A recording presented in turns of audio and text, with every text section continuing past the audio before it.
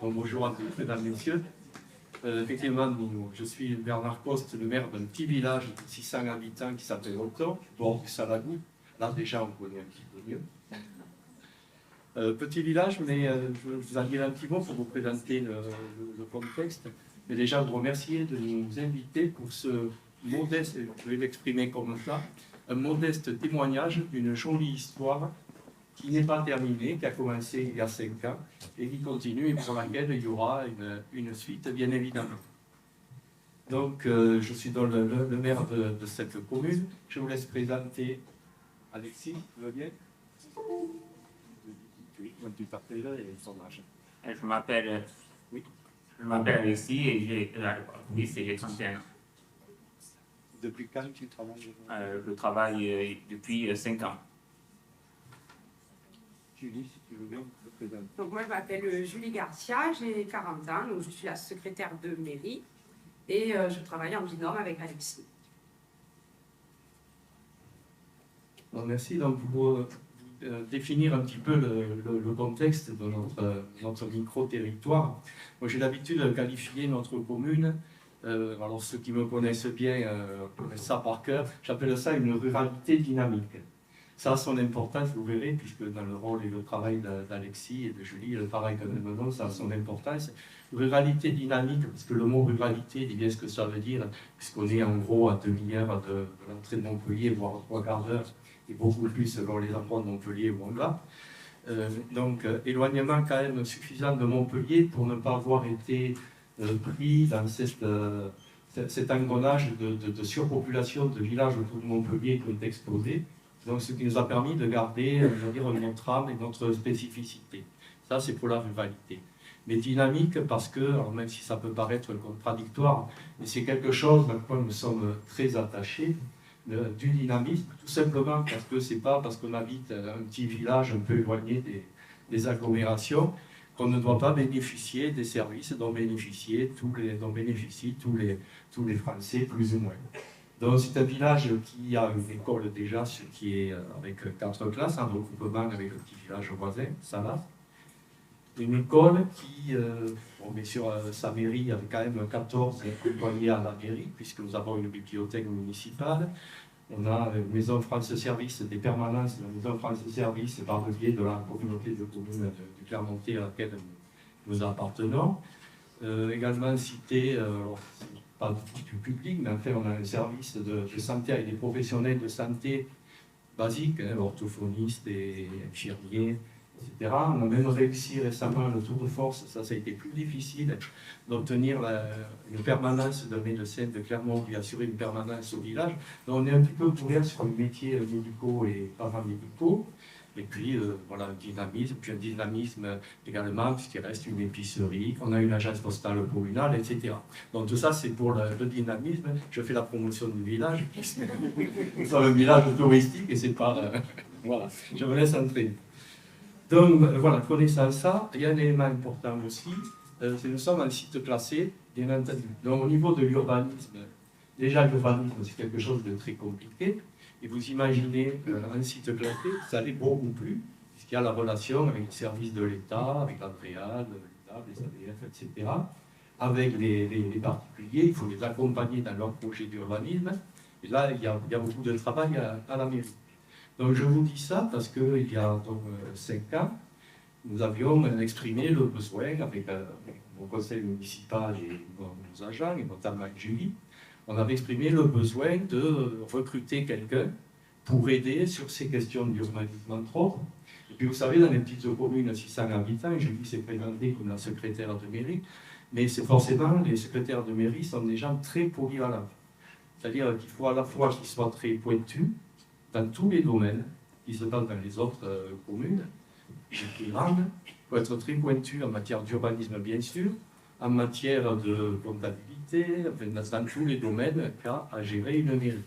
Donc cette polyvalence, malgré ses compétences et sa disponibilité, on était parfois un petit peu débordé, d'où la nécessité également d'un emploi lié un petit peu à l'urbanisme ou à la réception des dossiers, et aussi de trouver du renfort un peu de comptabilité. Peut-être Alexis, si tu veux bien dire qu'est-ce que tu fais, ou si tu veux, je le dis à ta place, mais si tu veux le dire, il vaut mieux que ce soit quoi. Allez. Ouais, donc je travaille l'urbanisme, donc je fais tout ce qui est les permis de construire, les déclarations préalables, les certificats d'urbanisme. Je tamponne les documents, je les mets en ligne. Voilà, tout ce que je fais au niveau de l'urbanisme. Après, je m'occupe aussi de tout ce qui est état civil, c'est-à-dire faire les actes de naissance, de mariage, de décès pour les notaires. Et aussi, je gère tout ce qui est les locations des salles communales, la salle polyvalente, le gîte. J'envoie les conventions, etc., etc. Merci Alexis. Donc c'est tout à fait ça. Voilà un petit peu son quotidien. Bien sûr, ça s'est fait progressivement. Nous l'accompagnons, c'est en cours, mais au niveau des compétences nécessaires pour réaliser les tâches qu'on lui demande, elles sont d'ores et déjà acquises. Il faut dire qu'Alexis avait dans son parcours, il a été bien sûr repéré comme ayant des troubles autistiques dès sa scolarité, pas trop maternelle, mais je crois que c'est plus Merci. voilà, à partir de l'école primaire du CP, à peu près à ce niveau-là.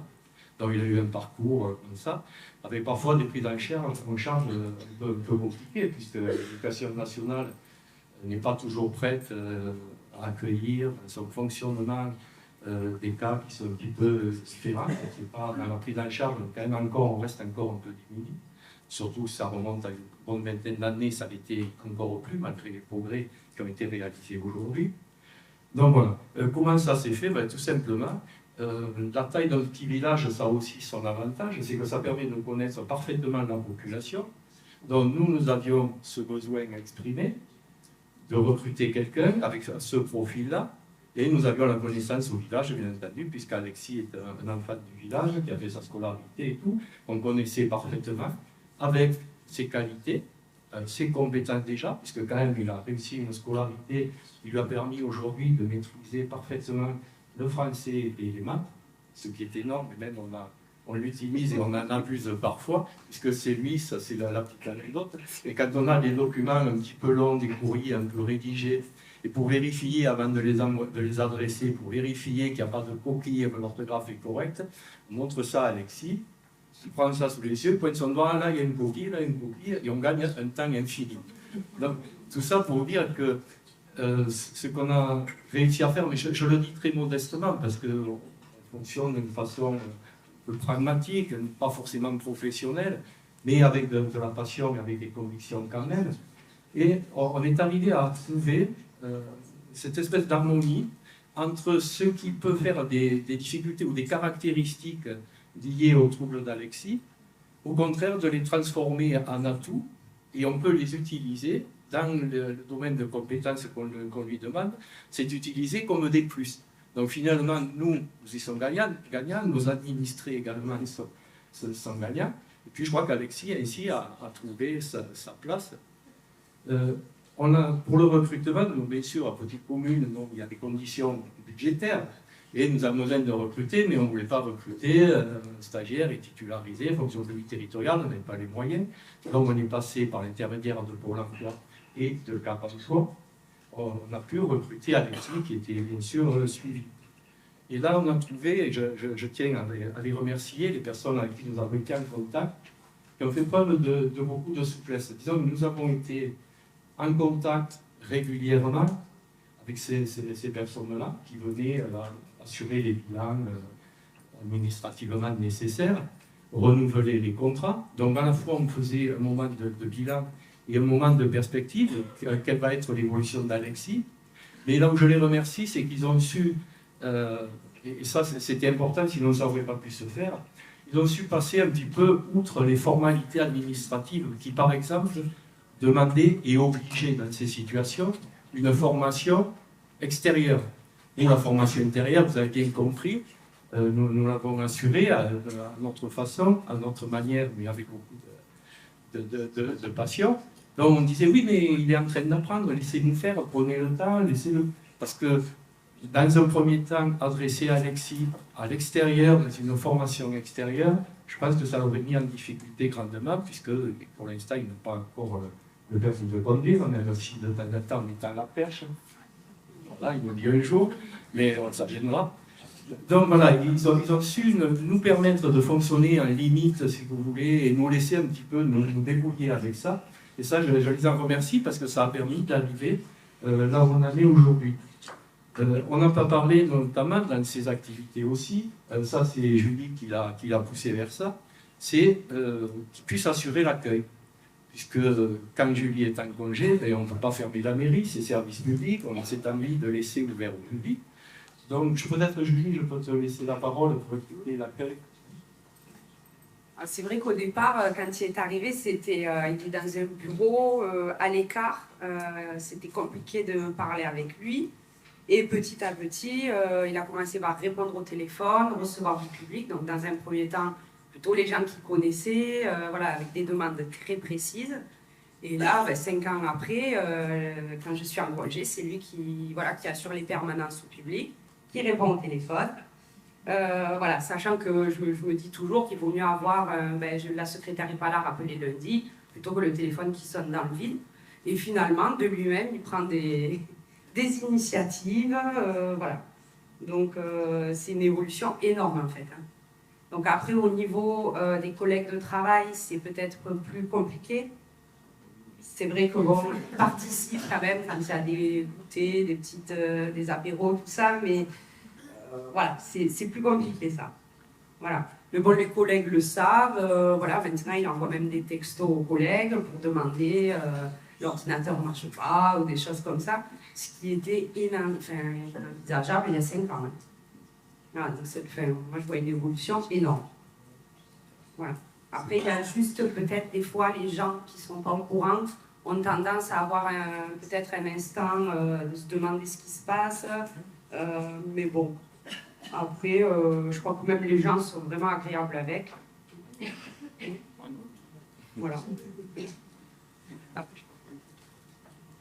Donc en fait, pour résumer un petit peu tout ça et aller vite et de ce qui nous a été donné peut-être un peu dans le désordre, pardonnez-moi, le gros travail qu'on a fait, notre souci, bien entendu, bon, dans ce cas-là, c'était une évidence, c'est de travailler sur son autonomie, c'est-à-dire lui permettre progressivement, sans le bousculer, à son rythme, à sa guise, mais néanmoins en assurant quand même le service public, et c'était là un petit peu l'équilibre qu'il nous a fallu trouver, mais de lui permettre de progresser en matière d'autonomie. Et là, en matière d'autonomie, les progrès sont évidents, puisqu'il assure à assurer des permanences d'accueillir les administrés tout seul, sans multiplier, enfin je ne supprime rien. Et même cerise sur le gâteau, ça c'est l'anecdote, mais la semaine dernière, il était tout seul à la mairie à l'accueil, et il a même réussi à accueillir le nouveau préfet de l'Hérault. Qui était pareil. On m'a vite appelé, si tu es pas loin, viens vite, mais néanmoins, c'est Alexis qui était là. Donc, vous voyez, si vous voulez, en matière d'autonomie. Et là où nous arrivons maintenant, très gros progrès sur l'autonomie, c'est quasiment très satisfaisant pour nous, ben, c'est le lien un petit peu avec la famille et la maison. Ouais. Là, Alexis, on te le dit souvent, pardonnez-moi, mais je le dis en public, ne te fâche pas. Mais quand il quitte la mairie, il habite à 1 kilomètre, ce qui n'est pas très loin. C'est un grand gaillard qui sait faire du vélo, non? Et il faut qu'on vienne le chercher en voiture, parce que, alors, on n'a pas su voir si c'est ta difficulté, si c'est de la paresse ou autre chose, mais bon, voilà, nous en sommes là. Donc, il a travaillé effectivement. Sa maman est très étonnée, parce que Julie lui dit parfois, mais tu as vu ton bureau, tu vas un peu me ranger ça, et tu vas passer l'aspirateur, et tu vas passer, quand je vous dis la polyvalence, elle va jusque-là. Et Alexis, il lui arrive parfois. Ah oui.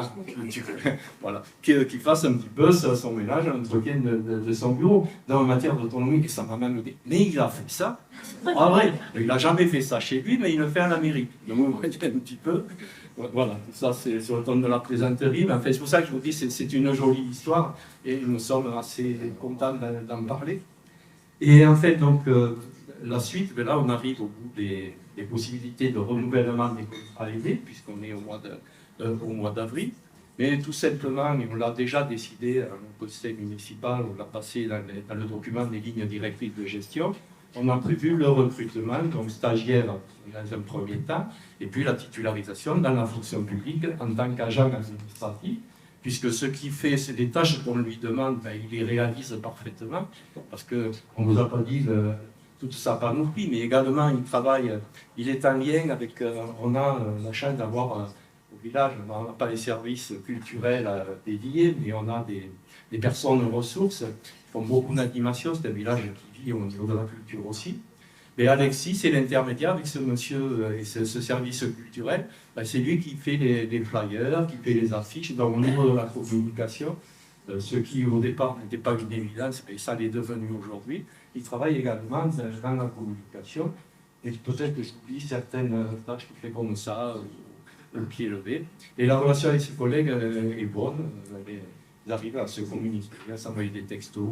Et puis, il est parfaitement intégré pour les 14 employés de la commune. Il a sa place toute entière et sans problème. Donc, au mois d'avril, à la fin de son contrat actuel, la commune fera un petit effort, mais on le fera avec beaucoup de plaisir. Il sera donc stagiaire et puis titularisé l'année d'après dans la fonction publique, si Alexis souhaite toujours continuer avec nous. Oui, oui. Si on ne vous l'a pas piqué. Alors, ça c'est... Ah oui, oui, oui. Ça, j'ai des freins. Ouais. Alors peut-être qu'on sera un peu plus directif. Voilà un petit peu brièvement résumé, mais il nous reste un petit peu de temps pour avoir des questions, parce que finalement je pense que c'est ça qui peut vous intéresser, de connaître un peu bien Alexis, notre fonctionnement, de voir comment ça se passe et avoir des questions beaucoup plus concrètes et réalistes peut-être. Allez, qui veut réagir, qui veut effectivement... Oula, bah voilà, il suffisait de demander. Juste une réaction rapide par rapport à l'accompagnement qu'il y a eu. Donc, Alexis était connu de la mairie et nous, on est intervenu auprès de la mairie. Donc, Cap-Emploi est intervenu. Vous devez rendre conseiller qui leur appartient. Les deux personnes très souples qui sont intervenues et qui ont permis le renouvellement des contrats aidés chaque année, c'est Corinne Garrigrève et Hélène Piguet, pour les nommer.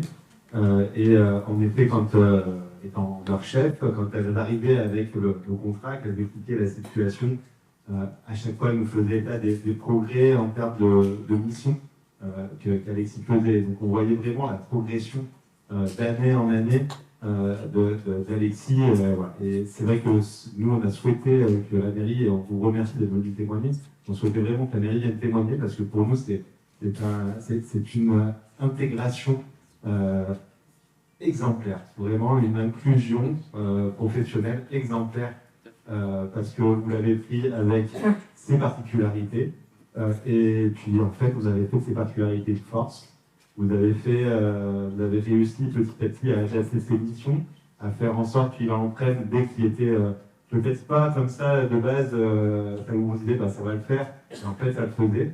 Donc l'accueil par exemple, hein, c'est vrai que les troubles aussi qu'à l'accueil, nous dit mais comment il faut. Alors, vous êtes à preuve que ça marche et que c'est possible quand il y a une confiance mutuelle, tout simplement. Et maintenant, j'apprends qu'il fait même de la communication. Quelqu'un qui a trouvé la qui fait la communication, c'est exceptionnel.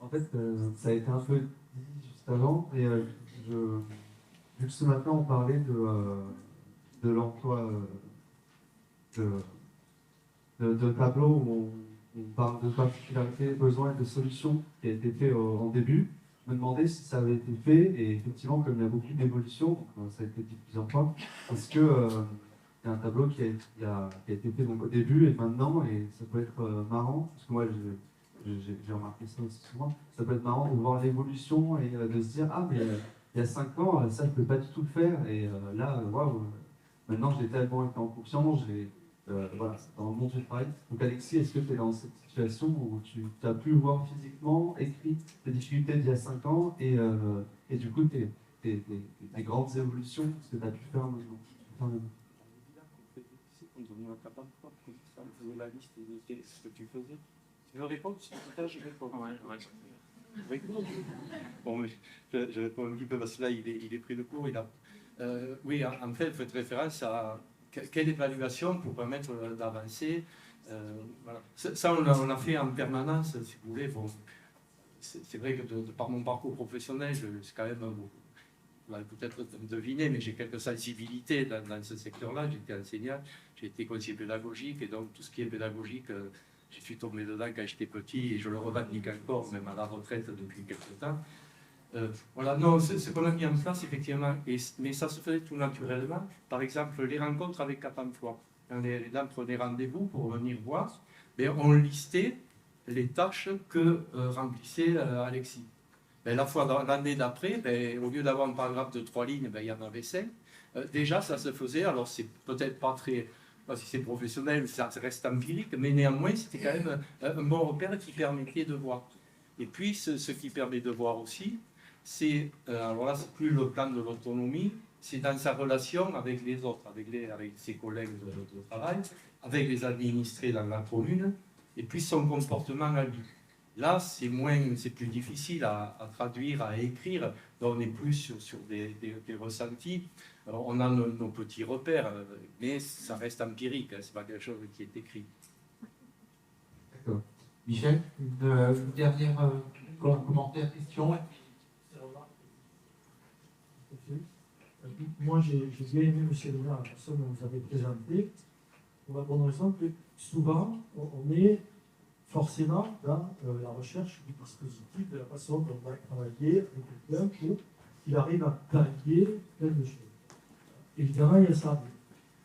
Cette façon de parler des personnes, comme souvent, dans la personnalité, les atouts, les aptitudes qu'ils ont, c'est-à-dire qu'on va pallier les inconvénients, on va essayer de faire en sorte qu'ils apprennent tout ça. Et vous avez fait la distinction, vous avez dit, il n'y a pas que les aptitudes ou les compétences, il y a les atouts et les aptitudes qui va aller. Et je trouve que c'est bien, quand on parle de quelqu'un, de faire le plan de la colonne d'à côté. Celle qui dit, mais ce n'est pas simplement quelqu'un à qui il faut tout apprendre et aller chercher tout ce qu'il faut pour réussir. En effet, je peux répondre à ça et revenir rapidement là-dessus, et puis c'est peut-être une conclusion. C'est ce qui me semble le plus important. En fait, c'est de trouver cet équilibre entre le travail dont on a besoin, il faut fournir un certain travail, donc il y a un besoin, et la personne à qui on demande ce travail. Et en fait, c'est comment orienter ce travail pour que ça corresponde pile à ses compétences, à ce qu'il sait faire, en lui évitant de le mettre dans des situations, parce qu'il y a ça aussi trop compliqué qui ferait qu'il serait découragé. Donc, c'est cette espèce d'équilibre qu'il faut arriver à trouver. Et quand on est là-dessus, je pense que les résultats viennent. Après, pour nous, peut-être, dans notre situation petite commune, comme je l'ai dit, c'est peut-être plus facile parce qu'on a beaucoup plus de souplesse du fait de la polyvalence que j'évoquais. Et puis on touche à tout. Puis si un truc n'est pas fait aujourd'hui, ben, c'est le lendemain ou dans un autre domaine. Mais c'est au bout du compte, et maintenant on peut faire le bilan, et en vous parlant, je le réfléchis comme ça aussi. Au bout de 5 ans, on se dit, ben voilà, la somme de tout ce qu'il sait faire dans ces domaines-là. Et aujourd'hui, pour répondre un petit peu à la question de monsieur plus précisément, aujourd'hui on pourrait dresser un tableau, d'ailleurs on va le faire, hein, pour la titularisation et tout ça. On pourrait dresser un tableau vraiment de son évolution, de ses compétences, on pourrait presque avoir les graphiques. Et si vous voulez, il faut que ça reste question d'équilibre et quelque chose de ponctuel. On a eu, au bout de 2 ans où il était là, ou 3 ans, on est arrivé on lui a demandé, il a accepté, de présenter une partie du budget en conseil municipal. Parce qu'il se trouvait qu'il maîtrise l'informatique, il y avait les camemberts à faire traditionnels, voilà. Donc ça, il l'a fait. Mais le petit plus qu'il y a eu à ce moment-là, c'est qu'il a accepté, devant le conseil municipal, de préparer une partie du budget, ce qui n'est pas évident à faire. Vous voyez, voilà, c'est comme ça. En fait, c'est par petites touches, avec cet équilibre à trouver. Voilà. C'est pour ça que je parlais un peu d'empirique et de choses un petit peu... voilà. Très bien, merci. Je crois qu'on peut les applaudir tous les trois. Certains sont intéressés. Il y a le rapport Fasquelle sur les mairies en France, avec des propositions pour favoriser l'inclusion en général des personnes autistes dans les mairies. Donc il y a un document qui est assez intéressant avec vos collègues, notamment le maire de Carcassonne. On a commencé à travailler, donc de plus en plus les mairies aussi investissent ce champ-là, et vous en êtes le parfait témoignage. Donc un grand merci à vous. Merci beaucoup. Voilà. On va donc, avant que Mme Varden n'intervienne, vous compter la poursuite du parcours de nos vidéos. Et donc, sur l'intégration, Céline peut rester par là. Et donc, Alexandre, on peut lancer la vidéo sur l'insertion professionnelle. Alors dans l'intégration à un emploi, nous allons intervenir auprès des entreprises avec la personne accompagnée de façon à sécuriser le parcours pour que les deux parties y trouvent leur équilibre et que le travail puisse être le plus fluide possible.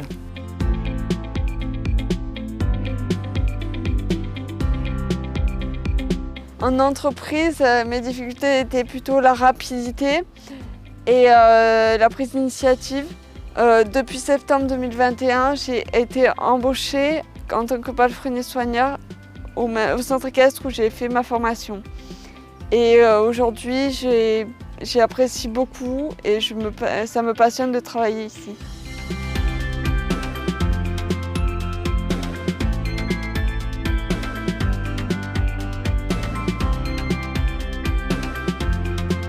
Je travaille au Centre équestre des Verrières depuis février 2019. Sarah était déjà là depuis quelques mois et j'ai pris le relais d'une ancienne collègue pour l'accompagner dans son apprentissage de CAPA palefrenier-soigneur. C'est vrai qu'au début, il y a eu quelques difficultés, notamment de communication. J'ai appris moi à communiquer différemment, à essayer d'amener les choses un peu différemment. Le dispositif PASS m'a beaucoup aidé à justement comprendre un peu mieux Sarah, les difficultés qu'elle pouvait avoir et justement à communiquer différemment avec elle. Et depuis, ça se passe très bien. Tellement bien que maintenant, elle est employée et plus apprentie depuis septembre. Voilà, après, à la fin de son apprentissage, elle a été employée. Et le dispositif PASS continue à la suivre, à nous suivre, nous accompagner. Voilà, pour que tout se passe bien et à ce qu'elle comprenne aussi les changements que ça implique, passer d'apprentissage à employé. Et voilà, du coup, on est très content d'avoir Sarah avec nous, ça se passe très bien.